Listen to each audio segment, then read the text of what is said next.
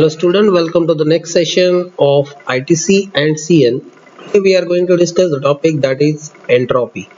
This is very important topic as far as the numericals based on the topic is considered. First of all, let's understand how the equation for the entropy is arised. Let's understand the definition. Only average information can characterize the source. Based on this concept, average information of the source is information generated per individual message called as the entropy of the source. In other words, entropy of a source is average amount of information generated by the source per message. It means if this is what one of the source generating three messages, these are the three messages.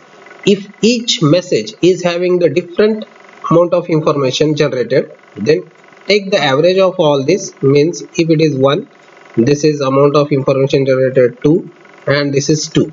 So 2 plus 2 plus 1 means 5 by 3. So approximately here we can conclude that 1 point something is nothing but the information generated, means bits or symbol. This is what the amount of information per message we can conclude. So by this way, this is nothing but actually the definition. In short, we can conclude for the entropy. Let's understand the next one. With respect to the equation, we will try to analyze the entropy. Consider a source X generating m different messages as I notified in the earlier statement, x1 to xm with probability p of x1 to p of xm. Each message generated by the source is having the different probability. Let's assume that one. For xi, probability will be p of xi. Means for x1 probability will be p of x1. For x2 it will be p of x2, like that. Here one example is mentioned. If p of xi is 0.2, what it means? It means that 20 out of 100 messages will be p of xi. Let's have the discussion on the same based on the stat. If this is what one of the tower, let's assume that it is the mobile tower. It generates one message. Out of these three messages, let's say one message with the probability for this particular message is 0.5. For this second message it is 0.3, and for the last message it is 0.2.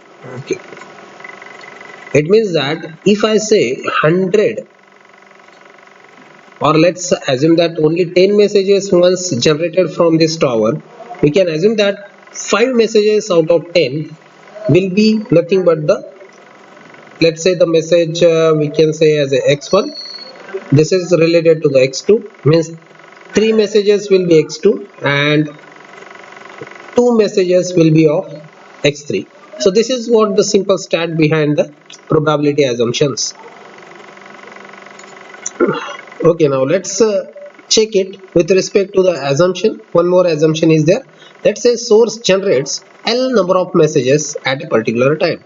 If we divide the entire time within a certain band, and if we assume at a specific time, let's say L number of messages are being generated by the source, number of x1 messages generated by the source will be what?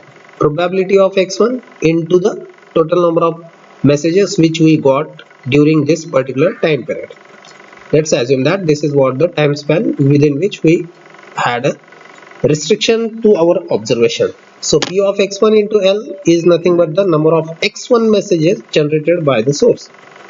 Next, total amount of information contained in all x1s. So whatever the x1 messages we got over here within this particular span, out of the total L messages, all these x1 messages will carry certain information. So what is that information? It will be simply been carried out, or you can say tally, with the help of the formula, that is p of x1 into L, because this will give us the idea that within L how much x1 messages are there, that is based on the probability of x1. So p of x1 into L into log 1 upon p of x1. Now the same kind of procedure can be obtained for x2, x3 up to xm. Now once we have done this particular calculation for p of x1, x2 and x3, up to xn. Then similarly, total amount of information contained in all L messages will be, what is that? It will be nothing but, let's say, the total information, that is I total. So if I total is calculated, let's have the same formula to be implemented for P of x2 up to P of xm. Now everywhere here we can just sense out, it is P of x1 into L till P of x1 xm into L log P of log 1 upon P of xm. Now to calculate actually the average amount of information generated by the source per message, I am saying here per message, that's why we need to divide I total by L. So this is what the division factor, that is L.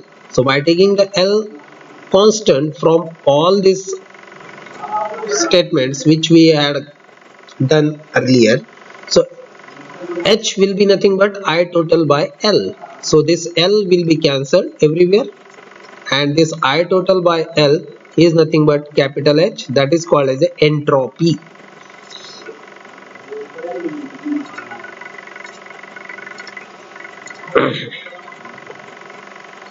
Now once we have done this particular operation, that is I total by L, let's have the formulation of the same.